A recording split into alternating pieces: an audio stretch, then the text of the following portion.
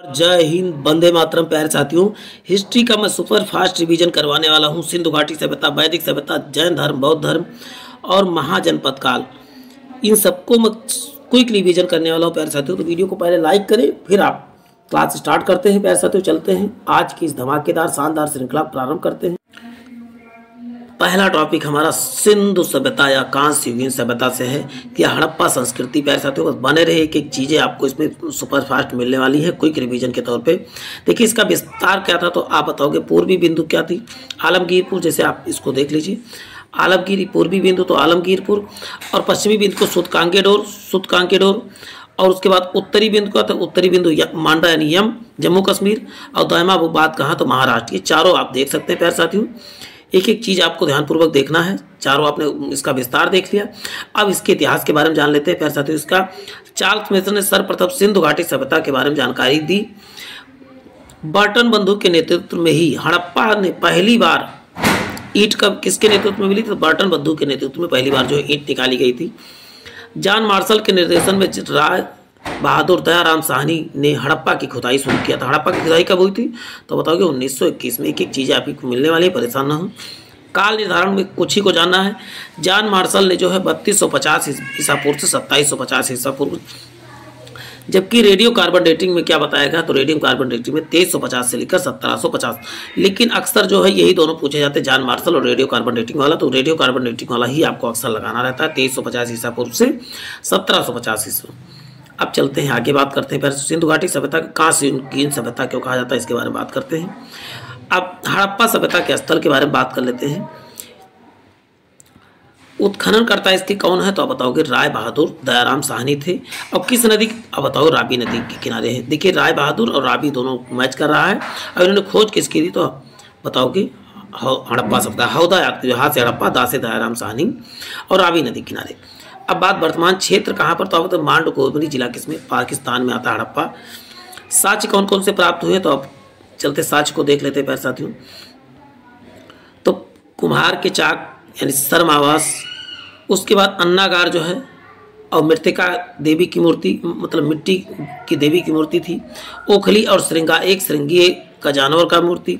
कब्रिस्तान आर्य यानी कि टोटल कितने तो कुम्हार का चाक, श्रम का आवास, अन्नागार मातृ देवी की मूर्ति, ओखली एक श्रृंगी जानवर, और कब्रिस्तान आर्य 37। ये मल्टीपल टाइम क्वेश्चन पूछेंगे तो इसको स्क्रीनशॉट ले लें और बार बार रिवाइज करते रहे। देखिए, फिर से मैं इसको दिखा रहे हूँ, स्क्रीनशॉट जरूर ले। साक्ष्य क्या क्या मिले थे।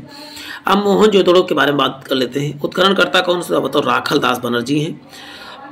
और कौन सी नदी? मौसी याद कीजिए, मोहनजोदड़ो और सिंधु नदी। मौसी, ठीक है, मौसी, मोहनजोदड़ो और सिंधु नदी। वर्तमान क्षेत्र आप बताओ लरकाना जिला जो है, जिला लिखना तो ध्यान लिख दिया, लरकाना जिला पाकिस्तान। और यहाँ से क्या क्या साक्ष्य मिला तो मृतकों का टीला मिला, इसी को भिौरतों का टीला कह सकते हैं। विशाल अन्नागार मिले, सूती वस्त्र कपास वाले मिले, नृत्य करती हुई कांस की प्रतिमा मिली। देखिए, यहाँ पर आपको विशाल अन्नागार दिख रहा है। पुरोहित आवास भी मिले, अन्नागार मिला, और ये स्नानागार है। और उसके बाद पशुपति के मोहर भी मिले यहाँ पर। ये चीज़ें आपको एक एक चीज़ याद करके रखना। क्या क्या? मृतकों का टीला, विशाल अन्नागार, सूती वस्त्र, नर्तकों कांस की मूर्ति, पुरोहित आवास, अन्नागार और पशुपति की मोहर, ये इतनी चीज़ें मिली थी। अब चलते हैं और चीज़ें देख ले। चनहुदड़ों से क्या प्राप्त हुआ? उत्खननकर्ता कौन है? अब बताओ गोपाल दास मजूमदार थे। जबकि किस नदी किनारे? तो सिंधु नदी किनारे। वर्तमान क्या है? सिंध प्रांत में है। साक्ष्य क्या? मनके बनाने का कारखाना मिला, लिपस्टिक मिले थे, काजल के साक्ष्य मिले, और भी कई चीज़ साक्ष्य। अभी मैं सब चीज़ों को आपको बता रहा हूँ, दिखा रहा हूँ। प्यारे साथ बने रहे प्यारे साथ। और कुत्ते की बिल्ली के पैर जो है पीछा करते हुए दिखाया गया है, और स्याही तथा दवात के साथ दिखाया गया। हाथी का खिलौना दिखाया गया है। कंघा तथा पाउडर किसमें मिले तो बताओ चनहुदड़ों में ही मिली। ये सब चीज़ें याद करके रखना। क्या क्या? मनका बनाने कारखाना, लिपस्टिक, काजल, कुत्ता बिल्ली के पैर के निशान, स्याही की दवात के साथ, और उसके बाद हाथी का खिलौना, कंघा तथा पाउडर। ये सब साक्ष्य कहाँ से? आप बताओ चनहुदड़ों से। इसमें साक्ष्य ही अक्सर पूछे। लोथल से क्या क्या प्राप्त हुआ? लोथल से आप बताओ रंग, इसके खोजकर्ता खुदाई करता कौन है? उत्खननकर्ता रंगनाथ राव। लोथल किस नदी के? भोगवा नदी किनारे। कहाँ? गुजरात के अहमदाबाद। वर्तमान स्थल क्या है? अहमदाबाद के गुजरात में। साक्ष्य क्या? गोदीवाड़ा मिला, माप तौल के पैमाने मिले, मन के बनाने कारखाना मिला, यहाँ से घोड़े की मूर्ति मिली, मृण मूर्ति मिली मिट्टी की, चावल और बाजरे के साक्ष्य मिला, युगल समाधान मिला, और पंच पंचतंत्र पंचतंत्र के चालाक लोमड़ी के साक्ष्य मिले हैं। पंचतंत्र का जो चालाक लोमड़ी की बात है उसके भी साक्ष्य कहाँ मिले, तो फिर से कहते गोदीवाड़ा, बांट मातौल, मनके बनाने कारखाना, पंचतंत्र की लोमड़ी, घोड़े की मृण मूर्ति, चावल बाजरे का साक्ष्य, युगल समाधान का साक्ष्य मिला। आप बताओगे लोथल में ही मिला। और लोथल कहाँ था बताओ, गुजरात में, अहमदाबाद के। रंगपुर से क्या एस.के. राव ने खोज किया था। और ये किस नदी, भादर नदी के किनारे है। वर्तमान स्थल अहमदाबाद गुजरात में है। और साक्ष्य कहाँ पर, धान की भूसी, कच्ची ईंट के दुर्ग। ये देखिए धान की भूसी वाला भी इसके खोजकर्ता को भी याद करके रखना। और नदी भादर जो है ये रंगपुर कहाँ, भादर नदी के किनारे है। अब बात करते हैं सिंधु घाटी सभ्यता कांस्य युगीन, किस प्रकार की सभ्यता थी बताओ, कांस्य युगीन सभ्यता थी। और फिर बात करते हैं अब कालीबंगा के साक्ष्य के बारे में। तो इसकी खोज अमलानंद घोष ने किया था। किस नदी, अब बताओ, घग्गर नदी। हनुमान, वर्तमान जगह हनुमान जो है जगह राजस्थान में है। साक्ष्य क्या क्या प्राप्त हुई, साक्ष्यों को देख लेते हैं। साक्ष्य आप जानते हैं जुते हुए खेत, उसके बाद ऊंट व बैल के साक्ष्य यहीं से मिले। ऊंट व बैल के साक्ष्य हाथ था बताओ, कालीबंगा से। कुएं के साक्ष्य, भूकंप के साक्ष्य, चूड़ियों के साक्ष्य, ये सब कहाँ मिले तो बताओ, कालीबंगा। का से कालीबंगा, काले रंग की चूड़ी, बंगल मतलब चूड़ी ही होती है, तो कालीबंगा काले रंग की चूड़ी आप याद कीजिए। कहाँ पर तो बताओगे, कालीबंगा में। अब बैंगल मतलब ही चूड़ी होता, तो आप इंग्लिश वाले शब्द से रिलेट करें तो बड़े आसानी से आप बता सकते हो। अब नेक्स्ट टॉपिक देख लेते हैं प्यारे साथियों, बनावली। बनावली से रविंद्र सिंह बिष्ट जो है इसके खोजकर्ता, सरस्वती नदी किनारे है। वर्तमान स्थल कहाँ, हिसार में है। साक्ष्य चाहे टेराकोटे का हल प्राप्त हुआ, सरसों व तिल के ढेर प्राप्त हुए, और जौ के साक्ष्य प्राप्त हुए। देखिए सरस्वती नदी किनारे है बनावली, और रविंद्रनाथ सिंह बिष्ट इसके खोजकर्ता हैं। वर्तमान स्थल कहाँ, हिसार हरियाणा में है। और उसके बाद साक्ष्य टेराकोटा का हल प्राप्त हुआ, सरसों व तिल के ढेर, जौ के साक्ष्य भी कहाँ से प्राप्त हुए, तो बताओ बनावली से ही जौ के साक्ष्य प्राप्त हुए। अब बात करते हैं सुतकोटता के बारे में, बात कर लेते हैं। सुतकोटता से क्या प्राप्त हुआ, इसके जगपत जोशी इसके खोज करता है। और नदी क्या है, कौन सी, सुतकोटा सरस्वती नदी किनारे। वर्तमान स्थल क्या है, कच्छ गुजरात में है। और साक्ष्य क्या बताओगे, घोड़े की हड्डी प्राप्त हुए हैं यहीं से। और उसके बाद तराजू का पलड़ा जो है कहाँ से प्राप्त हुआ, तो सुतकोटा से। एक वीडियो को एक बार फुल सही देखिए, उसके बाद फुल मोड में लगा के, फुल स्पीड में लगा के उसको देखिए, डबल स्पीड में 2 बार रिवाइज कर देते हो, चीज़ें आपको याद हो जाएंगी। और रोपड़ के बारे में बात करें, रोपड़ की खोजकर्ता कौन है, बीबी लाल। और सतलज नदी किनारे है रोपड़। रोपड़ किस नदी किनारे, आप बताओगे, सतलज। नदियाँ जरूर आपको याद करके रखना है प्यारे साथियों। उसके बाद स्थान रूपनगर पंजाब में है। कहाँ, रोपड़ क्या है, पंजाब में, रोपड़ पंजाब। साक्ष्य मानव के साथ कुत्ते दफन है, साक्ष्य कहाँ मिले, आप बताओगे, रोपड़ से ही प्राप्त हुए हैं। स्क्रीनशॉट साथ साथ लेते रहे तो ज़्यादा ठीक रहेगा। धौलावीरा से क्या प्राप्त हुआ, तो जगपत जोशी इसके खोज करता है। और नदी कौन सी, मानहार नदी है। वर्तमान क्या है, तो बताओ भरूच, यहाँ पर भरूच, भरचाऊ की जगह भरूच गुजरात होना चाहिए था। विश्व की प्राचीनतम स्टेडियम के साक्ष्य कहाँ मिले, तो धौलावीरा में। नहर या बांध के साक्ष्य भी कहाँ मिले, तो धौलावीरा में ही मिले। देखिए विश्व के प्राचीनतम स्टेडियम आप तो धौलावीरा, और नहर के साक्ष्य भी कहाँ, धौलावीरा। एक बार इसको रिवाइज करवा देते हैं। देखिए धौलावीरा से क्या बताओ, कौन कौन से साक्ष्य मिले, तो बताओ नहर व बांध के साक्ष्य, विश्व के प्राचीनतम स्टेडियम। और किसने खोज किया, तो जगपत जोशी ने। और किस नदी, मानहर नदी किनारे, भरूच गुजरात में स्थित है। अब चलते हैं नेक्स्ट टॉपिक देखते हैं प्यारे साथियों, जो है वैदिक सभ्यताएं देख रहे हैं। वैदिक सभ्यता कब से कब मानी, 1500 ईसा पूर्व से 600 ईसा पूर्व तक मानी जाती है। अब बात करते हैं वैदिक सभ्यता के बारे में। एक ऋग वैदिक काल होता है, एक उत्तर वैदिक काल। ऋग वैदिक काल को 1500 से 1000 ईसा पूर्व, जबकि उत्तर वैदिक काल को 1000 से 600 ईसा पूर्व माना जाता है। अब एक एक करके हम इस चर्चा करने जा रहे हैं, बस बने रहे प्यारे साथियों। अब वैदिक सभ्यता के वेद कितने, तो 4 थे। पहला वेद कौन सा, तो बता माना जाता, सबसे प्राचीनतम वेद आप बताओ, ऋग वेद को माना जाता है। और ऋग वेद में आर्यों की जानकारी प्राप्त होती है। मंडल कितने हैं ऋग वेद में, तो 10 मंडल हैं। सूक्त कितने हैं, 1028 हैं। और अध्याय कितने हैं, तो 54। ये सब चीज़ें आपको पॉइंट को खोज करके याद करके लेना है प्यारे साथियों। इंपॉर्टेंट पॉइंट आप जानते हैं। तीसरे मंडल में क्या कहा गया, तो गायत्री मंत्र में तीसरे मंडल में उल्लेख मिलता है। जबकि 7वें मंडल में 10 राग युद्ध के बारे में जानकारी मिलती थी। और जबकि 9वां मंडल क्या है, सोम को समर्पित है। और 10वां मंडल क्या है, 4 वर्णों को समर्पित है। ये चीज़ें आपको स्क्रीनशॉट लेके बार बार चारों चीज़ों को रिवाइज करते रहना है। क्योंकि देखिए तीसरा मंडल, एक बार तीसरे मंडल में गायत्री मंत्र, 7वें में 10 राग युद्ध, 9वें में सोम को समर्पित, 10वां का है 4 वर्णों का उल्लेख किया गया 10वें मंडल में। ये सब चीज़ें आपको याद करके रखना है। ये और तो है, तो सभी मंडल याद करना जरूरी नहीं है। अब बात करते हैं यजुर्वेद के बारे में। उल्लेख यज्ञ पाठ हवन कर्मकांड संबंधित नियम कहाँ मिलते हैं आप बताओगे? यजुर्वेद में यज्ञ पाठ हवन संबंधी नियम, और ये गद्य और पद्य दोनों में है। कौन सा? तो यजुर्वेद ही बताएंगे, गद्य और पद्य दोनों में है। सामवेद या पद्य में है। इसे भारतीय संगीत का जनक किसे कहा जाता है? बताओ, सामवेद को कहा जाता है। अब बात करते हैं अथर्ववेद। रोग निवारण, तंत्र मंत्र, जादू टोना आदि का वर्णन जो है यह सबसे नवीनतम वेद है। कौन सा? आप बताओगे। अथर्ववेद क्या है? सबसे नवीनतम वेद है। चलते हैं नेक्स्ट देखते हैं प्यारे साथियों। सबसे नवीनतम वेद, जादू टोना किस पे बात हुई तो आप बताओगे। अब संगीत का जनक किसे? सामवेद को कहा जाता है। चलते हैं अब बात करते हैं और भी चीज़ें जो बात है वैदिक सभ्यता के बारे में। अब देखिए, वेद, अधेता, उपवेद और जो है उपवेद के प्रवर्तक, ब्राह्मण ग्रंथ, अरण्यक कौन कौन से हैं? तो ऋग्वेद के जो है अधेता मतलब किसने जो है इसको संकलित किया? तो ऋग्वेद के आप क्या बताओगे?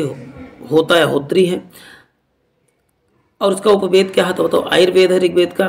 और इसके उपवेद के प्रवर्तक कौन है? प्रजापति हैं। जबकि ब्राह्मण ग्रंथ कौन कौन से तो बताओगे? ऐत्रेय, कौशिकी हैं। जबकि अरण्यक कौन है? इसके अरण्यक और ब्राह्मण ग्रंथ दोनों क्या है? सेम है। तो ये याद करना काफ़ी आसान, कई है लेकिन जो याद करना है इतना ही आपको याद करना, इतना काफ़ी है। यजुर्वेद के कौन से तो बताओ? यजुर्वेद के आर्धयु हैं। इसके जो है अधेता या कहते हैं कि संकलित करता। और इसका उपवेद क्या है तो धनुर्वेद है। इसके उपवेद के प्रवर्तक कौन है तो बताओ? विश्वामित्र है। ब्राह्मण ग्रंथ कौन सा है तो तैत्तिरीय और शतपथ जो है। और फिर इसके अरण्यक क्या? तैत्तिरीय, शतपथ तथा बृहदारण्यक, ये तीनों याद करके रखना है। अब सामवेद की बात कर लेते हैं। सामवेद के कौन कौन से हैं? चारों की बात सामवेद, और उसके बाद जो है सामवेद के कौन क्या कहलाते हैं तो सामवेद को गाता, ये बताए सामवेद में गाने की, संगीत के बारे में तो उद्गाता, यानी गाने, उद्गाता मतलब गाता गाना को गाएगा, तो उसके जो है अधेता या कहते हैं संकलित करता कौन है? उद्गाता कहलाते हैं। अर्थ इसका जो उपवेद क्या है तो गंधर्व वेद है। इसके उपवेद के प्रवर्तक कौन है बताओ? नारद है। और ब्राह्मण ग्रंथ कौन से? पंचविश है। और अरण्यक कौन है? जैमिनी और छांदोग्य क्या है तो बताओगे? सामवेद का जो है ये अरण्यक है। उसके बाद अथर्ववेद का संकलनकर्ता कौन है या पढ़ने वाले कौन तो बताओ? ब्रह्मा है। शिल्प वेद जो है इसका उपवेद है। और उसके बाद इसके उपवेद के प्रवर्तक कौन है तो बताओ? उपवेद के प्रवर्तक यानी शिल्प वेद के प्रवर्तक विश्वकर्मा है। गोपद इसका क्या है? ब्राह्मण ग्रंथ है। अब आगे बात कर लेते हैं। वेदांग कितने हैं तो वेदांग आप बताओगे 6 हैं। व्याकरण, ज्योतिष, निरुक्त, शिक्षा, कल्प एवं छंद क्या है? इसके 6 वेदांग है। उपनिषदों की संख्या कितनी है तो बताओ? 108। पुराण कितने हैं तो बताओगे? 18 पुराण वेद है। सुपर फास्ट रिविजन हो रही पैर साथियों, बस आपको ध्यानपूर्वक देखते रहना है। इसकी इकाई कैसे बनी? पहले परिवार, और परिवार से क्या बनता है? कुल, और कुल से क्या बनता है? ग्राम, ग्राम से बनता है विश्व, और विश्व से क्या बनता है? जन। और इसके बताओ, देखिए परिवार के मालिक को क्या बोलते हैं? गृहपति। और कुल के कुलप कहा जाता है। ग्राम का ग्रामीणी कहा जाता है। विश्व का विश्वपति। और राजा के मालिक जो सत्ता करता है उसे राजा कहा जाता है। देखिए परिवार का मुखिया गृहपति, कुल का कुलप होता है मुखिया, ग्राम का ग्रामीणी होता है, विश्व का विश्वपति होता है, जन का क्या होता है? राजा होता है। अब सभा समिति और विदत जो है, सभा समिति जो है कहा जाता है कि दोनों पुत्रियां मानी जाती हैं। किसकी? तो ब्रह्मा की। अब बात करते हैं, ये भी एक प्रकार का जो है कहते हैं कि प्रशासन की इकाई मानती, सभा समिति और विदत।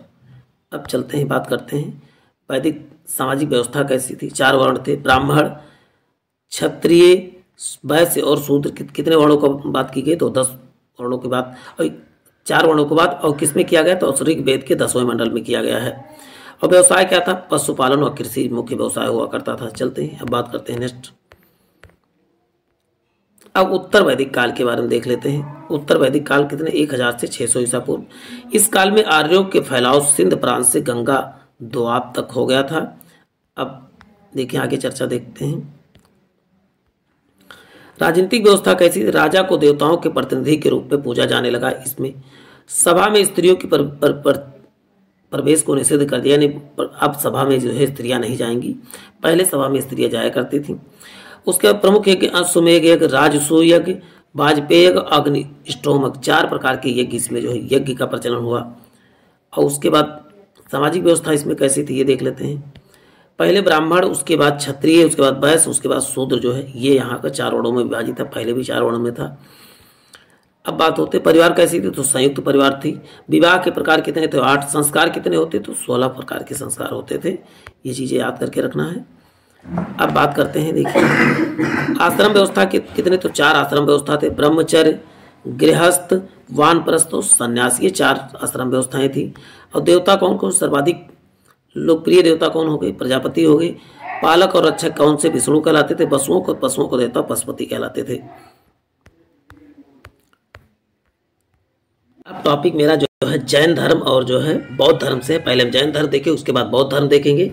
देखिए जैन धर्म के संस्थापक कौन माने जाते हैं, ऋषभदेव। कुल तीर्थंकर कितने हैं, 24 है। प्रथम तीर्थंकर आप भी जानते हैं कौन है, तो प्रथम जो संस्थापक वही प्रथम होगा। आप बात करते हैं 23वें तीर्थंकर कौन थे, तो आप बताओगे पार्श्वनाथ थे। इनके बारे में थोड़ा सा जान लेते हैं। इनके पिता अशोसेन, माता कौन थी इनकी, वामा देवी। पत्नी कौन थी, प्रभावती। और पार्श्वनाथ द्वारा प्रतिपादित 4 महाव्रत कौन थे, तो इसका उत्तर हो जाएगा सत्य, अहिंसा, अपरिग्रह और अस्तेय। ये क्या थे, 4 जो है महाव्रत थे। किसने प्रतिपादित किया था, इसको बताओगे पार्श्वनाथ जो थे। 23वें तीर्थंकर भी बात करूंगा, 24वें के बारे में डायरेक्ट बात करता हूँ, क्योंकि इन्हीं से क्वेश्चन ज़्यादा आते हैं। 24वें या प्रमुख तीर्थंकर के रूप में इनका नाम आता है, या वास्तविक संस्थापक का नाम आता है, तो बताओगे वर्तमान महावीर का ही आता है। तो जैन धर्म के 24वें तीर्थंकर इन्हीं को माना जाता है, या वास्तविक संस्थापक। इनका जन्म कब हुआ था, 540 ईसा पूर्व में। जन्म स्थल क्या था, कुंडग्राम वैशाली था। पिता इनके सिद्धार्थ, माता त्रिशला, भाई क्या थे, तो नंदिवर्धन। पत्नी कौन थी, उनकी यशोदा क्या नाम था, इनकी पत्नी का नाम था। और इनके पुत्री का नाम क्या था, तो प्रियदर्शनी था। इनके दामाद का नाम क्या था, जमाली था। तो ये चीज़ें आप फिर से देख के और एक बार रिवाइज जरूर करें, चीज़ें जो है काफ़ी इंपॉर्टेंट है इनके बारे में। अब बात करते हैं प्यारे साथियों, इनको गृह त्याग किया था, आप बताओगे 30 वर्ष की अवस्था में। और ज्ञान 12 वर्ष की तपस्या के बाद प्राप्त हुआ। बुद्ध को 6 वर्षों के बाद ज्ञान प्राप्ति स्तर कहाँ, जंभिक ग्राम में प्राप्त हुआ था। प्रथम उपदेश कहाँ दिया, इन्होंने राजगृह में दिया। भाषा कौन सी थी, प्रकृति थी जिसमें उपदेश दिया था। प्रथम अनुयायी कौन सी, उनके दामाद जमाली ही हुए। प्रथम जैन भिक्षुणी कौन हुई, तो आप बताओगे चंदना हुई। अब निर्वाण इनका कब प्राप्त हुआ, तो आप बताओगे 468 ईसा पूर्व में इनको निर्वाण प्राप्त हुआ, इनकी मृत्यु प्राप्त हुई थी। अब जैन धर्म के सिद्धांतों के बारे में जान लेते हैं। 5 महाव्रत थे, अहिंसा, सत्य, अस्तेय, अपरिग्रह, ये तीनों पार्श्वनाथ, लेकिन 5वां किसने जोड़ा था, 5वां जो है महावीर स्वामी ने जोड़ा था। त्रिरत्न क्या थे, सम्यक ज्ञान, सम्यक दर्शन और सम्यक चरित्र क्या थे, सम्यक आचरण या सम्यक चरित्र जो था, ये त्रिरत्न हुआ करता था किसमें, तो बताओगे जैन धर्म में। अब जैन धर्म के तीर्थंकर के प्रतीक के जान ले, कुछ ही जानना है। ऋषभ देव का ऋषभ और वृषभ याद कर लेना है। वृषभ और ऋषभ देव दोनों को राइमिंग समान आता है। पार्श्व और सर्प, सर्प में देखिए सर्प यहाँ लिखेंगे, इस पे रा का मात्रा है, तो ऐसे करके याद करें। सर्प को, सांप को सर्प भी कहते हैं। और महावीर स्वामी का स्वामी और सिंह याद कर लीजिए, तीनों को आपको आसानी से इनका प्रतीक चिन्ह याद हो जाएगा। और जैन संगीतियों के बारे में बात कर लेते हैं। प्रथम जैन संगीति कब हुई थी, तो 300 ईसा पूर्व में हुआ था। स्थान क्या हो जाएगा, पाटलिपुत्र। शासक कौन थे इस समय, चंद्रगुप्त मौर्य थे। और अध्यक्ष कौन थे, स्थूलभद्र थे। ये चीजें इसमें आपको इंपॉर्टेंट है, इसको स्क्रीनशॉट भी ले लेना है आपको साथ साथ। और उसके बाद में द्वितीय जैन संगीति हुई थी किसके, तो 512 ईस्वी में बल्लभी गुजरात में हुआ था। अध्यक्ष दो है देवर्धि क्षमा श्रवण थे। अब आगे बात करते हैं बौद्ध धर्म के बारे में, इंपॉर्टेंट पॉइंट देखते हैं। बौद्ध धर्म के संस्थापक कौन थे, महात्मा बुद्ध थे। इन्हीं को गौतम बुद्ध के नाम से 563 ईसा पूर्व में इसका जन्म हुआ था। इनका जन्म स्थान कपिल वस्तु की लुम्बिनी नामक स्थान पर। पिता कौन थे, आप बताओ, सुद्धोधन थे। माता क्या थी, महामाया थी। बचपन का नाम इनका क्या था, सिद्धार्थ था। पालन पोषण इनकी मौसी पर गौतमी प्रजापति ने किया था। एक एक चीज़ें आपको स्क्रीनशॉट लेना हो तो स्क्रीनशॉट भी ले सकते हैं। और पत्नी कौन थी, तो बताओ पत्नी का नाम क्या था इनके पत्नी का नाम जो है यशोधरा था। उनके पत्नी नाम यशोदा था। पुत्री का नाम क्या था, राहुल था। सारथी कौन था, चन्ना था। घोड़ा कौन था, इनका कंठक था। गृह त्याग इन्होंने 29 वर्ष की अवस्था में। और ज्ञान प्राप्ति 6 वर्ष बाद जो है 35 वर्ष की अवस्था में इनको बोधगया में ज्ञान प्राप्त हुआ था। प्रथम उपदेश इन्होंने सारनाथ में दिया। और जैन धर्म के जो तीर्थ उन्होंने कहाँ भी दिया, राजगृह में दिया। तो 2 प्रमुख सिद्ध किए थे, आनंद और उपाली जो थे। नेक्स्ट देख लेते हैं, बौद्ध संघ में शामिल प्रथम महिला कौन थी, प्रजापति गौतमी उनकी मौसी ही थी। मृत्यु 483 ईसा पूर्व में कुशीनगर में हुआ था। अब इनके 4 यार सत्य क्या थे, और ये आज भी कायम है। दुख समुदाय, दुख का निरोध और दुख निरोध गामिनी प्रतिपदा, ये किनके द्वारा क्या दिए गए थे, तो 4 आर्य सत्य दिया गया था। चारों को आपको ध्यानपूर्वक देखते रहना प्यारे साथियों। अब बौद्ध धर्म के त्रिरत्न कौन थे? तो बुद्ध, धम्म और संघ। बुद्ध, धम्म और संघ ये क्या थे? त्रिरत्न थे। वहाँ पर था जैन धर्म में सम्यक ज्ञान, सम्यक आचरण और सम्यक, तीसरा था सम्यक दर्शन। अब चलते हैं तीन त्रिरत्न के बारे में हमने देख लिया, बौद्ध धर्म के त्रिरत्न और जो है जैन धर्म के त्रिरत्नों के बारे में जान लिया। अब बौद्ध धर्म के त्रिपिटक जब कहा जाएगा, त्रिपिटक क्या होती है? सुत्त पिटक, विनय पिटक और विधम पिटक के क्या थे? तीनों पिटक थे। और त्रिरत्न कौन थे? तो बुद्ध, धम्म और संघ था। अब बौद्ध धर्म की चारों संगीतियों के बारे में जान लेते हैं। देखिए प्रथम क्या हुआ, वर्ष कौन था? 483 ईसा पूर्व। राजगिरह और अजात शत्रु क्या थे? पहले अध्यक्ष थे और शासक थे उस समय। और अध्यक्ष कौन थे? तो बताओ, महाकश्यप थे। ये चीज़ें याद करके रखना है। द्वितीय कब? 383 100 घटा दीजिएगा, वैशाली में। और काला शोक क्या थे? राजा थे। और सभा कामी, कमीर नहीं सभा कामी नाम था, तो अध्यक्ष थे। अब बात करते तृतीय 250 ईसा पूर्व में पाटलिपुत्र, अशोक क्या थे? शासक थे। मोगलीपुत्र थे क्या थे? अध्यक्ष थे। चतुर्थ हुआ प्रथम शताब्दी में कुंडलवन में हुआ, कनिष्क जो है शासक थे। वसुमित्र क्या थे? आप बताओगे, अध्यक्ष, उस समय का अध्यक्ष था जिन्होंने किया था। अब नेक्स्ट टॉपिक है हमारा महाजनपद काल। इसको तो आपको बहुत ध्यानपूर्वक देखना है। स्रोत क्या है तो बताओ, अंगुत्तर निकाय और भगवती सूत्र से जो है प्राप्त होता है। ये सब जैन साहित्य हैं, ये बौद्ध साहित्य है और जो है भगवती सूत्र जो है जैन साहित्य है। चलते हैं 16 महाजनपदों के बारे में देख लेते हैं प्यारे साथियों।